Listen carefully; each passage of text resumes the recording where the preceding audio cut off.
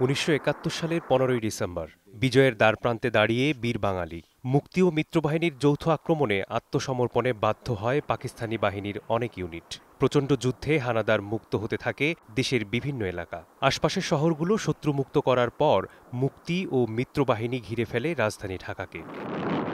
ভারতীয় সেনাপ্রধান general Manekshaw ১৬ December সকাল ৯টার মধ্যে আত্মসমর্পণের সময়সীমা বেঁধে দিয়ে জরুরি বার্তা পাঠান পাক জেনারেল নিয়াজির কাছে।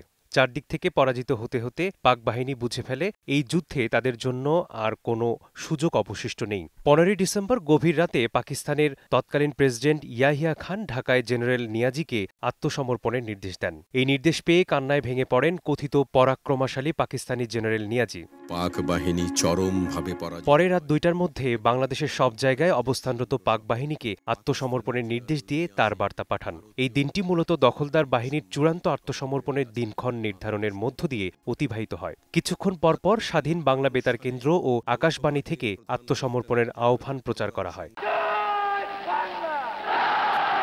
এদিন দেশের অধিকাংশ রণাঙ্গনে চলছিল মুক্তিকামী জনতার বিজয় উল্লাস। ইতোমধ্যেই পাকিস্তান বাহিনীর চূড়ান্ত পরাজয় ঘটে যায়। পরাজয় মেনে নেয়া আর বিজয়ের ঘোষণা দেওয়ার আনুষ্ঠানিকতা বাকি থাকে মাত্র। আজ জানাব বিজয়ের আগের দিন অর্থাৎ ১৫ ডিসেম্বর দেশের কোন কোন জেলা ও এলাকা শত্রুমুক্ত হয়েছিল।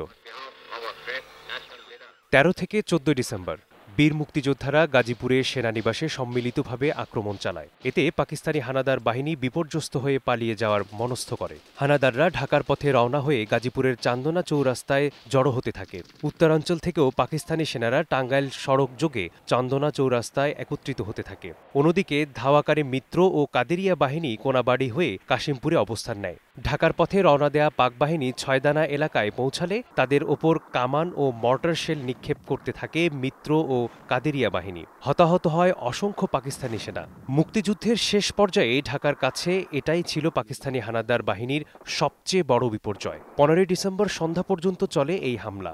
মুক্ত হয় গাজীপুর। প্রচণ্ড যুদ্ধে একের পর এক এলাকা শত্রুমুক্ত হওয়ার পর ১৪ ডিসেম্বর চাঁপাইনবাবগঞ্জ শহর সম্পূর্ণরূপে শত্রুমুক্ত হয়। এদিন শহরে অস্ত্র উঁচিয়ে বিজয়ের ঘোষণা দেন মুক্তিযোদ্ধারা।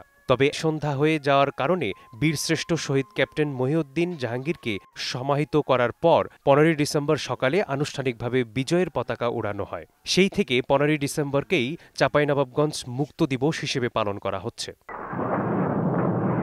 ১৯৭১ সালের এই দিন মুক্তির স্বাদ নিয়েছিল সিলেটের মুক্তিকামী মানুষ। ১৪ ডিসেম্বর সরকারি কলেজের আশপাশ থেকে পাকিস্তানি সৈন্যরা তাদের অবস্থান তুলে নেয়। সব দিক থেকে অবরুদ্ধ হয়ে পড়ে শত্রুরা। ওই দিন সন্ধ্যায় চারদিক থেকে মুক্তি ও মিত্রবাহিনী দলবদ্ধভাবে এবং স্বতঃস্ফূর্ত হয়ে শহরে প্রবেশ করতে শুরু করে। পরদিন ১৫ই ডিসেম্বর সকালে শহরে মুক্তিপাগল মানুষের ঢল নামে। মুক্তিযোদ্ধাদের কোলাহলে মুখর হয়ে ওঠে সিলেট শহর। তাদেরকে ঘিরে জয় বাংলা স্লোগানে কাঁপতে থাকে চারদিক।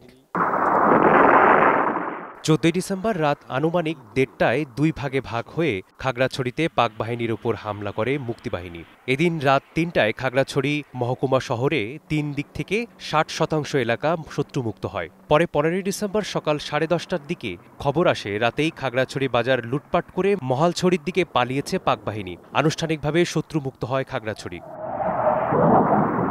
এই দিন চট্টগ্রামের কুমিরায় পাকিস্তানি ঘাঁটিতে তীব্র আক্রমণ চালায় মুক্তিযোদ্ধারা।